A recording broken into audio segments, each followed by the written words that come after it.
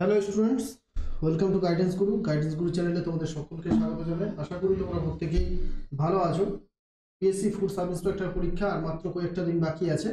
তোমাদের পরীক্ষা হবে 16 এবং 17 দুদিন। তো 16-17 তারিখের আগে পর্যন্ত আমি তোমাদের কথা দিয়েছি যে মোট প্রায় 1200 প্রশ্ন আমি তোমাদের করাবো, আর সেখান থেকে অনেকগুলো প্রশ্ন তোমরা কিন্তু পরীক্ষায় কমন পাবে। ঠিক আছে, তো চলো শুরু করা যাক। আজকের আমাদের হচ্ছে 6 নাম্বার ক্লাস। এর আগে আমরা 450 প্রশ্ন করেছি। আজ আবার প্রায় 50 নয় 45টা প্রশ্ন করব। তো প্রায় আমাদের আজকের ক্লাস নিয়ে মোট 50টা প্রশ্ন হয়ে যাবে। তো অবশ্যই সঙ্গে থাকো, লাস্ট পর্যন্ত তোমরা প্রত্যেকে দেখতে থাকো। আজকের প্রশ্নগুলো ইম্পর্টেন্ট প্রশ্ন আছে, প্রত্যেকটা প্রশ্নই ইম্পর্টেন্ট, যে কোনো পরীক্ষায় আমাদের এই ফুড এসআই ছাড়াও যে কোনো পরীক্ষায় কাজে লাগবে। তোমরা যদি সম্পূর্ণ 2023 সালের কারেন্ট অ্যাফেয়ার্সের পিডিএফ নিতে চাও, সম্পূর্ণ 2023 সালের কারেন্ট অ্যাফেয়ার্সের পিডিএফ নিতে চাও, তাহলে এই যে আমাদের অফিসিয়াল হোয়াটসঅ্যাপ নাম্বার, এখানে সিএপিডিএফ 2023 লিখে পাঠিয়ে দাও। আমরা প্রসেস বলে দেবো যে কিভাবে তোমরা পিডিএফ পাবে বা কিভাবে তোমরা মানে পিডিএফটা ডাউনলোড করতে পারবে বা কিভাবে পেমেন্ট করতে হবে, সব কিছু তোমাদের বলে দেবো। চলো শুরু করা যাক। আজকের প্রথম প্রশ্ন যাওয়া যাক, কি আছে দেখবো। প্রথম প্রশ্ন দেখো, আজকের প্রথমেই আছে ইতিহাস থেকে একটা প্রশ্ন। সাঁওতাল সম্প্রদায় ড্যাশ ভারতের একটি জাতিগোষ্ঠী ছিল। সাঁওতাল বিদ্রোহ আমরা প্রত্যেকেই জানি, 1800 সালটা হচ্ছে প্রায় 1855-56 সময়। সেই সাঁওতাল বিদ্রোহে ভারতের ড্যাশ ভারতের একটি জাতিগোষ্ঠী বলতে হবে। এটা ভূগোল থেকেও বলতে পারো, প্রশ্নটা এটা ভূগোল থেকে। সাঁওতাল বিদ্রোহ বারবার হয়ে যাচ্ছে আমার, মানে সাঁওতাল বিদ্রোহের দিকে চলে যাচ্ছে। প্রশ্নটা হচ্ছে সাঁওতাল সম্প্রদায় ড্যাশ ভারতের একটি জাতিগোষ্ঠী। মানে সাঁওতাল যে সম্প্রদায়টা আছে, যেমন কোল, ভিল, মুন্ডা আছে তো, তেমনি সাঁওতাল সম্প্রদায় কোন ভারতের একটি জাতিগোষ্ঠী? পূর্ব, পশ্চিম, উত্তর, দক্ষিণ। দেখো, আমাদের পশ্চিমবঙ্গে প্রচুর সাঁওতাল মানুষরা বসবাস করেন। তো আমরা যেহেতু পূর্ব দিকে আছি, তাই এটা কারেক্ট আনসার কি হবে? এটা হচ্ছে পূর্ব ভারতের। আমাদের পশ্চিমবঙ্গ এবং ঝাড়খণ্ডে প্রচুর সাঁওতাল মানুষরা বসবাস করেন। তাহলে option B is the correct answer. Next চলে যাব 2 নম্বর। 1866 সালে দাদাভাই নৌরোজি লন্ডনে কোন সংস্থা প্রতিষ্ঠা করেন? ঠিক আছে, চলো আমাদের আমাদের যদি টেলিগ্রাম চ্যানেলে জয়েন না করে থাকো, তাহলে ডেসক্রিপশন বক্সের লিঙ্ক দেওয়া আছে। প্রত্যেকে অবশ্যই আমাদের টেলিগ্রাম চ্যানেলে প্রত্যেকে জয়েন করে যাবে। ঠিক আছে, প্রত্যেকে জয়েন করে যাবে। তো 2 নম্বর প্রশ্ন, 1866 সালে দাদাভাই নৌরোজি লন্ডনে কোন সংস্থা প্রতিষ্ঠা করেছিলেন? দাদাভাই নৌরোজি, যাকে grand old man of India বলা হয়, যিনি 1886 সালে ভারতের জাতীয় কংগ্রেসের সভাপতি হয়েছিলেন, যিনি ভারতের প্রথম জিডিপি পরিমাপ করেছিলেন। ঠিক আছে, সেই দাদাভাই নৌরোজি, যিনি বিদেশে প্রথম মানে ব্রিটেনের সংসদে ভারতীয় সদস্য নির্বাচিত হয়েছিলেন। তো দাদাভাই নৌরোজি লন্ডনে কোন সংস্থা প্রতিষ্ঠা করেছিলেন? কারেক্ট আনসার হবে east India association. East India association তিনি লন্ডনে প্রতিষ্ঠা করেছিলেন। 2 এর বি কারেক্ট আনসার হলো। 3 নম্বর প্রশ্নে যাব। 1857 সালের বিদ্রোহে মঙ্গল পাণ্ডে কোথায় প্রথম গুলি চালান? 1857 সালের যে বিদ্রোহ হয়েছিল, যাকে স্বাধীনতার প্রথম যুদ্ধ, মহাবিদ্রোহ বলা হয়, সেই 1857 সালের যুদ্ধে মঙ্গল পাণ্ডে কোথায় গুলি চালিয়েছিল? তো ব্যারাকপুরে। Option A is the correct answer. প্রত্যেকটা প্রশ্ন মন দিয়ে দেখবে, একটাও কিন্তু স্কিপ করো না, লাস্ট পর্যন্ত দেখো। একটাও স্কিপ করবে না, লাস্ট পর্যন্ত দেখবে। মুঘল রাজবংশের ক্ষেত্রে যদি বাহাদুর শাহ জাফর হয়, তবে লোদি বংশের ক্ষেত্রে কে? দেখো, প্রশ্নটা বুঝতে হবে। কিরকম বুঝতে হবে? মুঘল রাজবংশের ক্ষেত্রে যদি বাহাদুর শাহ জাফর হয়, তো বাহাদুর শাহ জাফর একজন মুঘল শাসক ছিল, আর এটা ছিল শেষ মুঘল শাসক। তাহলে লোদি বংশের ক্ষেত্রে কে? অর্থাৎ লোদি বংশের ক্ষেত্রে শেষ লোদি শাসক কে ছিল সেটা বলতে হবে। ইব্রাহিম লোদি। কে ছিল? Ibrahim Lodi. Option C is the correct answer. Ibrahim লোদিকে বাবর পরাজিত করে 1526 সালে পানিপথের প্রথম যুদ্ধে, এবং সেখান থেকেই পানিপথের মুঘল যুগের শুরু হচ্ছে। 5 রুদ্রমা দেবী ভারতের কোন রাজবংশের রানী ছিলেন? রুদ্রমা দেবী ভারতের কোন রাজবংশের রানী ছিলেন? এমটিএস এর প্রশ্ন। বেশি ডিটেলস থেকে ইতিহাসে এমটিএস এই ধরনের প্রশ্ন দেই, তো পিএসসির জন্য প্রশ্নটা রেখেছি, কিন্তু তোমাদের পরীক্ষার জন্য অতটা ইম্পর্টেন্ট নয়। রুদ্রমা দেবী ভারতের কোন রাজবংশের রানী ছিলেন? কারেক্ট আনসার কি হবে? অপশন বি, কাকাতিয়া রাজবংশের রানী ছিলেন রুদ্রমা দেবী। 6 দেখবো, মাটির তলায় জলের গভীরতা যত হবে, মাটির তলায় জলের গভীরতা যত হলে টিউবওয়েল কাজ করবে না, তা হলো। অর্থাৎ মাটির তলায় জলের গভীরতাটা যত গভীরতা হলে টিউবওয়েল কাজ করে না সেটা বলতে হবে। কত গভীরতায় জল থাকলে টিউবওয়েল কাজ করে না বলো দেখি। ডাব্লিউবিসিএস এর পরীক্ষায় এসছে প্রশ্নটা, তোমাদের জন্য ইম্পর্টেন্ট প্রশ্ন একটা। কারেক্ট আনসার হবে 38 ফুট। কত? যদি 38 ফুট যদি গভীরতায় জল থাকে তখন কিন্তু টিউবওয়েল কাজ করে না। 9 চলে যাব। টেলিভিশন আবিষ্কার করেন কে? ডাব্লিউবিপিতে প্রশ্নটা এসছে, টেলিভিশন আবিষ্কার করেছেন কে? সকলে, সলেস, জন নেপিয়ার, জে এল বেয়ার্ড। সহজ প্রশ্ন, সহজ উত্তর হবে, আমি তোমাদের এর উত্তর বলে দেবো না, প্রত্যেকে এই উত্তরটা কমেন্ট বক্সে কমেন্ট করে দেবে, ঠিক আছে? নেক্সট 8 নাম্বার, অডোমিটার যন্ত্রের সাহায্যে কি পরিমাপ করা হয়? অডোমিটার যন্ত্রের সাহায্যে কি পরিমাপ করা হয়? এটাও ডাব্লিউবিপিতে এসছে প্রশ্নটা। ওডোমিটার এরোপ্লেনের গতিবেগ, অতিক্রান্ত দূরত্ব, বৈদ্যুতিক শক্তি নাকি তেজস্ক্রিয়তা, কোনটা? কি হবে উত্তর? কারেক্ট আনসার হবে অতিক্রান্ত দূরত্ব। অডোমিটার যন্ত্রের সাহায্যে অতিক্রান্ত দূরত্ব পরিমাপ করা হয়। 9 নম্বর প্রশ্ন চলে যাব, অর্থনীতিতে ফিশারিজ ড্যাশ এর অংশ? তৃতীয় ক্ষেত্র, দ্বিতীয় ক্ষেত্র, প্রাথমিক ক্ষেত্র নাকি কোনোটি নেই?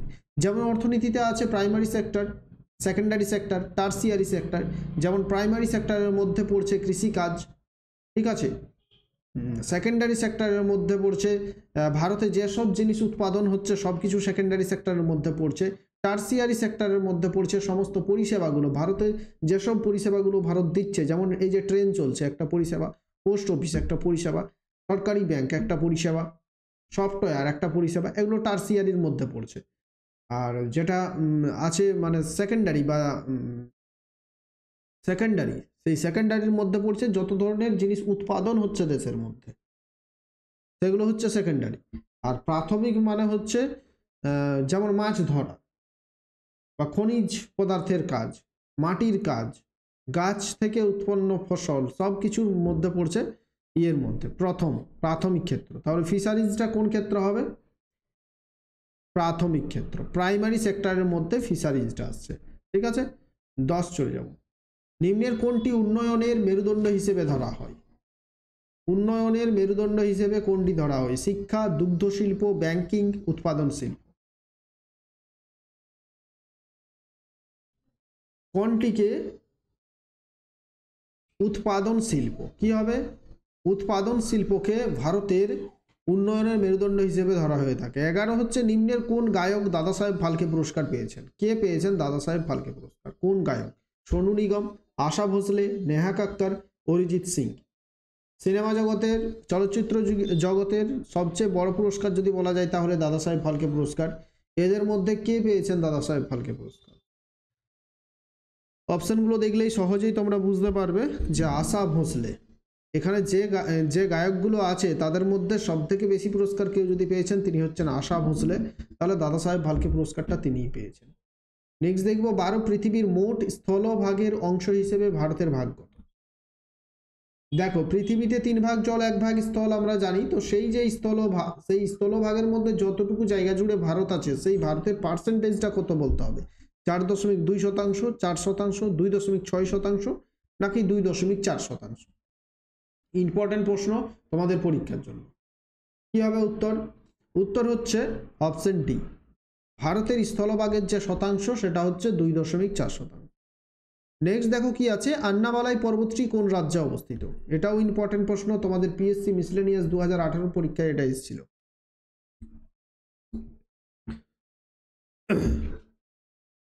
আন্নামালাই, দেখো আন্নামালাই নাম শুনেই তোমাকে উত্তর বুঝতে হবে, কিন্তু যদি তোমার কনফিউশন থাকে, তুমি যদি এর উত্তর না জানা থাকে, তাহলে আন্নামালাই নামটা দেখেই বুঝবে এটা সাউথের নাম।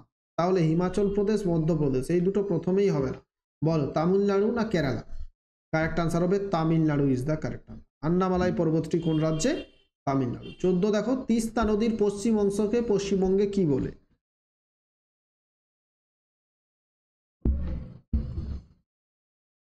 প্রশ্ন আছে, তিস্তার পূর্ব পাড়, তিস্তার পশ্চিম দিক, এই দুটোকে কি বলা হয়? তরাই এবং ডুয়ার্স বলা হয়। তো তিস্তা নদীর যে পশ্চিম অংশকে পশ্চিমবঙ্গে কি বলা হয়? এটাকে তরাই বলা হয়। পশ্চিম অংশকে তরাই, পূর্ব অংশকে ডুয়ার্স বলবো, ঠিক আছে? এটাও ডাব্লিউবিসিএস প্রিলিমসের প্রশ্ন। 15 হচ্ছে, ভারতের কোন প্রতিবেশী দেশের ভাষা বার্মিজ? কোন প্রতিবেশী দেশের ভাষা বার্মিজ? সহজ প্রশ্ন, কারেক্ট আনসার হবে মায়ানমার। মায়ানমারের আগে নাম ছিল ব্রহ্মদেশ বা বার্মা, সেই মায়ানমারের ভাষা হচ্ছে বার্মিজ। 16 দেখো, রেড ক্লিফ লাইন যে দুটি দেশের সীমানা নির্দেশ করেছে, রেড ক্লিফ লাইন যে দুটি দেশের সীমানা নির্দেশ করেছে, ভারত পাকিস্তান, ভারত বাংলাদেশ, ভারত ভুটান, ভারত চীন।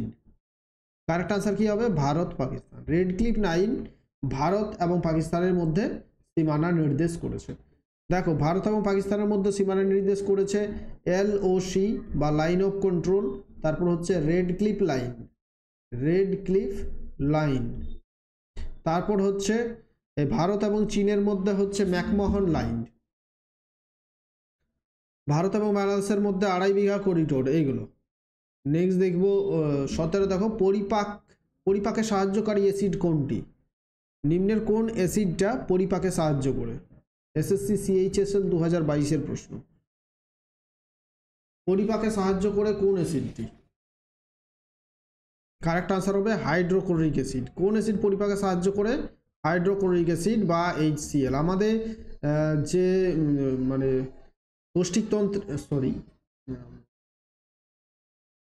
পৌষ্টিকতন্ত্রের মধ্যে পাকস্থলীর মধ্যে HCl গ্যাস খরিত হয়, HCl অ্যাসিডটা খরিত হয়। 18 দেখো, কে রায়তোয়ারি প্রথা চালু করেছিলেন? রায়তোয়ারি প্রথাটি কে চালু করেছিলেন? Lord Dalhousie, Lord Minto, Warren Hastings, Captain Alexander Reid. Ryotwari বন্দোবস্ত, মহলওয়ারি বন্দোবস্ত, সূর্যাস্ত আইন, এগুলো সবই ইম্পর্টেন্ট। কি উত্তর হবে? Captain Alexander Reid. রায়তোয়ারি বন্দোবস্ত কে চালু করেন? Captain Alexander read. আচ্ছা, এটা কি আমি ভুল বললাম? আচ্ছা, থমাস মুনরোকে রায়তোয়ারি ব্যবস্থার জনক বলা হয়। এটা একটু কনফিউশন মনে হচ্ছে, তোমরা যদি উত্তরটা এটা যদি ভুল বুঝতে পারো কমেন্টে বলবে যে স্যার এটা হবে না, ঠিক আছে? Captain Alexander read. 19 দেখবো আমরা, ব্রিটিশরা ভারত বিভাগের দাবি স্বীকার করেছিল কবে? ভারত যে ভাগ করা হবে সেই দাবিটা ব্রিটিশরা কবে স্বীকার করেছিল? অর্থাৎ ব্রিটিশরা ভারত ভাগের দাবি কবে মেনে নিয়েছিল? 1947 সালে মাউন্ট ব্যাটেন যে পরিকল্পনা, সেই সময় ভারত বিভাগটা মেনে নিল তারা। 20 নম্বর আমরা যাব, জলের উপরিতলে একটি পাতলা তেলের আস্তরণ রঙিন দেখায়, তার কারণ কি? জলের উপর আমরা যদি এক ফোঁটা তেল ফেলে দিই সেটা চারদিকে ছড়িয়ে পড়ে এবং সেটাকে রঙিন দেখায়, কারণ কি? প্রতিফলন, প্রতিসরণ, ইন্টারফারেন্স, প্রতিবন্ধক নাকি মেরুকরণ? কিসের জন্য এটা হয়ে থাকে? এর কারণটা হচ্ছে আলোর ইন্টারফারেন্স বা প্রতিবন্ধক, ঠিক আছে? এই কারণে এই ঘটনাটা হয়ে থাকে। 21 নম্বর প্রশ্ন যাব, 1854 সালের উডের ড্যাসপ্যাচ কিসের সঙ্গে সম্পর্কযুক্ত? উডের ড্যাসপ্যাচ কিসের সঙ্গে? দুর্ভিক্ষ, সেনাবাহিনী, বস্ত্রশিল্প, শিক্ষা। এটা শিক্ষামূলক একটা কমিশন ছিল, তো এটা শিক্ষার সঙ্গেই সম্পর্কিত। 22 দেখো, টেবিল টেনিস টেবিলের উপরের পৃষ্ঠের দৈর্ঘ্য কত? এই যে টেবিল টেনিস থাকে তার এই যে উপরের পৃষ্ঠ, এটার দৈর্ঘ্য কত? কি হবে? 274 সেন্টিমিটার। এটার দৈর্ঘ্য থাকে, টেবিল টেনিসের উপরের যে পৃষ্ঠতল তার দৈর্ঘ্য থাকে 274 সেন্টিমিটার। 23 নাম্বার যাব আমরা, নিচের কোনটি বাজরা বা মোটা সর্ষের উদাহরণ নয়? মোটা সর্ষে যেটা থাকে সেটাকে বাজরা বলা হয়, তো নিম্নের কোনটা বাজরার উদাহরণ নয়? জোয়ার, রাগি, গম নাকি বাজরা? জোয়ার, রাগি, বাজরা এগুলো সবই হচ্ছে মোটা শস্যে বা বাজরার উদাহরণ, কিন্তু গমটা কিন্তু বাজরার উদাহরণ নয়। এটা তো অপশনটা দেখেই বুঝতে পারছো। 24 দেখো, নিম্নের কোন রাজ্যে হর্নবিল উৎসব সেলিব্রেট করা হয়? হর্নবিল উৎসব নিম্নের কোন রাজ্যে সেলিব্রেট করা হয়?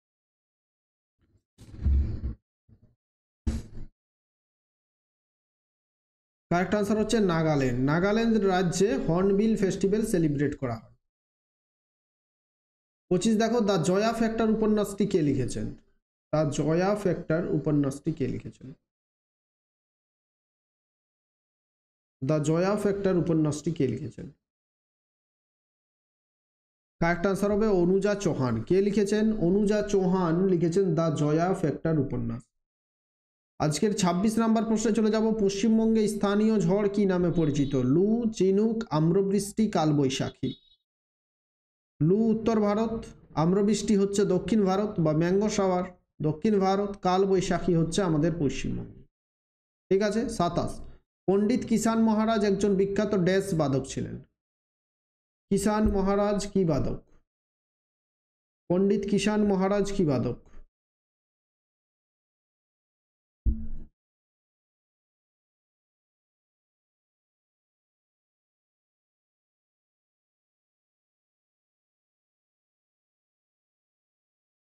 পণ্ডিত কিষান মহারাজ কি বাদক? তিনি তবলা বাদক ছিলেন। কি বাদক ছিলেন? তবলা বাদক। নেক্সট দেখবো 28 নম্বর প্রশ্ন কি আছে। ভাইসরয় কার্জন কত সালে বাংলা ভাগ করেন? ভাইসরয় কার্জন কত সালে বাংলা ভাগ করেছিলেন? 1905, 1901, 1907, 1903। ভাইসরয় কার্জন কত সালে বাংলা ভাগ করেন? তিনি 1905 সালে বাংলা ভাগ করেছিলেন। আর কত সালে বাংলা বঙ্গভঙ্গ রোধ হয়েছিল তোমরা একটু কমেন্ট করে বলবে প্রত্যেকে।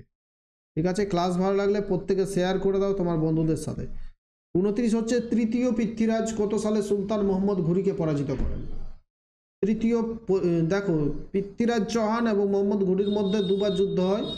1191 সালে যেখানে পৃথ্বীরাজ চৌহান জয়ী হচ্ছে, তরাইনের প্রথম যুদ্ধ। 1192 সালে তরাইনের দ্বিতীয় যুদ্ধ, যেখানে পৃথ্বীরাজ চৌহান পরাজিত হয়। তাহলে তৃতীয় পৃথ্বীরাজ কত সালে সুলতান মোহাম্মদ ঘুরিকে পরাজিত করেন? তিনি 1191 সালে পরাজিত করেছিল। 30 নম্বর প্রশ্ন কি আছে দেখো। ভারতীয় সংবিধানের পার্ট 4 কি বর্ণনা করা হয়েছে? ভারতীয় সংবিধানের পার্ট 4 এ কি বর্ণনা? বর্তমানে ভারতীয় সংবিধানের 22টি পার্ট আছে, 12টি শিডিউল আছে, 448টি ধারা আছে।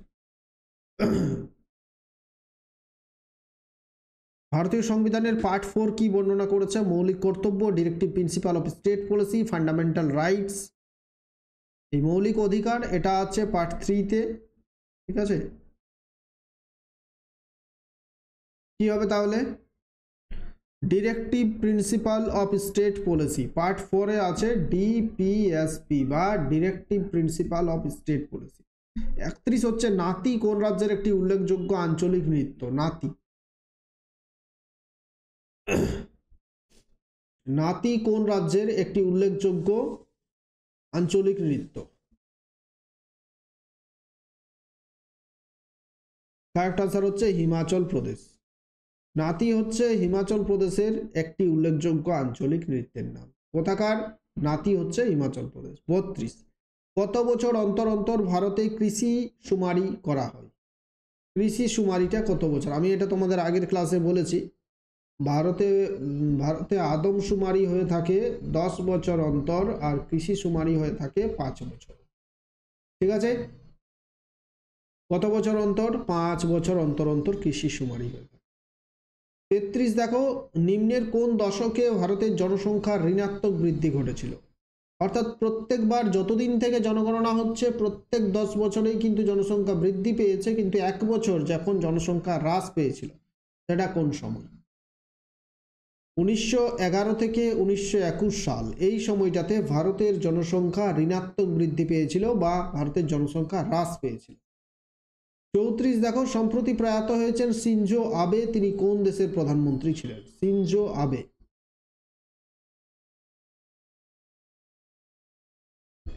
তিনি কোন দেশের প্রধানমন্ত্রী ছিলেন?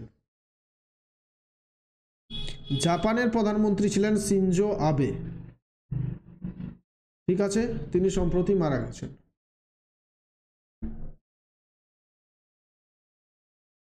35, নিম্নের কোন উপন্যাসটি ভারতীয় লেখক আর কে নারায়ণ দ্বারা রচিত হয়েছে? আর কে নারায়ণ দ্বারা কোন উপন্যাস? The dark room, the suitable boy, unaccustomed earth, half girlfriend, কোন বইটি লিখেছেন? আর কে নারায়ণের একটা বিখ্যাত বই আছে যেটা বিভিন্ন সময় বেশিবার পরীক্ষায় আসে, সেটা হচ্ছে মালগুড়ি ডেজ। এখানে যে অপশনগুলো আছে তার মধ্যে আর কে নারায়ণের বইটির নাম হলো দ্য ডার্ক রুম। এই বইটি লিখেছেন আর কে নারায়ণ। ঠিক আছে।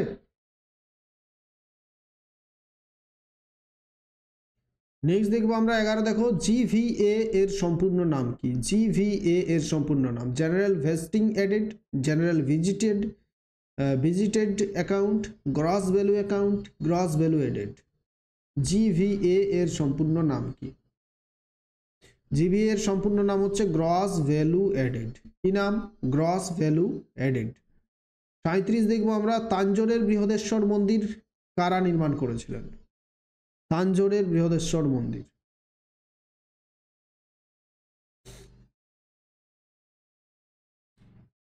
চোল, চান্দেল্লা, পল্লব, সোলাঙ্কি কারা নির্মাণ করেছিলেন তাঞ্জোরের বৃহদেশ্বর মন্দির? কারেক্ট আনসার কি হবে? চোল রাজারা। চোল রাজারা তাঞ্জোরের বৃহদেশ্বর মন্দির নির্মাণ করেছে। 38 হচ্ছে 1857 সালের বিদ্রোহের পরে কোন মুঘল শাসককে ব্রিটিশরা নিক্ষিপ্ত করার প্রস্তাব দিয়েছিল এবং বার্মায় নির্বাসনে পাঠানো হয়েছিল? শেষ যিনি মুঘল সাম্রাজ্য, শেষ যে ছিল মুঘল শাসক, তাকেই করা হয়েছিল এটা। দ্বিতীয় বাহাদুর শাহ জাফর। দ্বিতীয় বাহাদুর শাহ বা দ্বিতীয় বাহাদুর শাহ জাফরকে নির্বাসনে পাঠানো হয়েছিল। ঠিক আছে, পরবর্তী দেখব 39। দেখো, কোন দেশের সঙ্গে ভারতের দীর্ঘতম সীমারেখা রয়েছে? বাংলাদেশ, চীন, নেপাল, পাকিস্তান। কারেক্ট আনসার হবে বাংলাদেশের সঙ্গে ভারতের দীর্ঘতম বাউন্ডারি শেয়ার রয়েছে। 40, তুলা চাষের জন্য কতদিন হিমমুক্ত দিন লাগে? তুলা চাষ করার জন্য কতদিন হিমমুক্ত দিন লাগে? 210 দিন। কতদিন? 210 দিন। 41, নিচের কোন ভিটামিনটি দৃষ্টিশক্তিতে গুরুত্বপূর্ণ ভূমিকা পালন করে? এটা আমরা প্রত্যেকেই জানি, ভিটামিন এ চোখের জন্য খুব ভালো। 42 দেখবো আমরা, নিম্নের কোন নদীটি বঙ্গোপসাগরে পতিত হয়নি?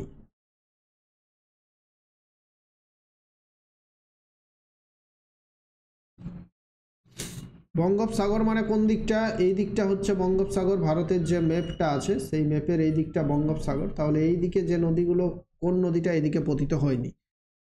এই তাপ্তি নদী। ঠিক আছে, তাপ্তি নদী পতিত হয়েছে আরব সাগরে, বাকি যে 3টা নদী আছে সবগুলোই বঙ্গোপসাগরে পতিত হয়েছে। 43 দেখো, 2023 সালে পঞ্চম খেলো ইন্ডিয়া ইউথ গেমস 2022 কোথায় আয়োজিত হচ্ছে বা কোথায় আয়োজিত হলো? পঞ্চম খেলো India youth games 2022। Correct answer হবে মধ্যপ্রদেশে। কোথায় হলো? মধ্যপ্রদেশে। 44, নিম্নের কোন বিখ্যাত মন্দিরটি আসামে অবস্থিত?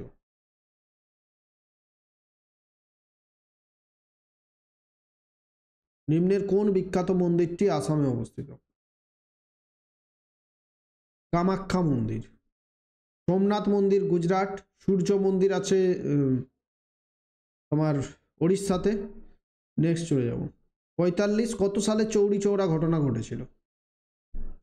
চৌরি চৌরা ঘটনাটা উত্তরপ্রদেশের গোরখপুরের আলিগড়ের কাছে, গোরখপুরের কাছে এটা ঘটেছিল ঘটনাটা। আর এই ঘটনার জন্যই মহাত্মা গান্ধী অসহযোগ আন্দোলনকে বন্ধ করেছিলেন। অসহযোগ আন্দোলন 1922 সালে চৌরি চৌরা ঘটনাটা ঘটেছিল। এই জন্যই মহাত্মা গান্ধী অসহযোগ আন্দোলন বন্ধ করে দেন। তাহলে 45টা প্রশ্নই ছিল আজ। ক্লাস শেষ হলো। আশা করি তোমাদের ভালো লাগলো। শেয়ার করো তোমার বন্ধুদের সাথে বেশি বেশি করে। ক্লাস ভালো লাগলে লাইক করে দাও। নতুন হয়ে থাকলে আমাদের চ্যানেলটা সাবস্ক্রাইব করে নাও। থ্যাংক ইউ, শেষ পর্যন্ত দেখার জন্য ধন্যবাদ। ভালো থেকো প্রত্যেকে, প্রিপারেশন চালিয়ে যাও। আর কয়েকটা দিন আছে, বেশি করে পড়াশোনা করতে থাকো।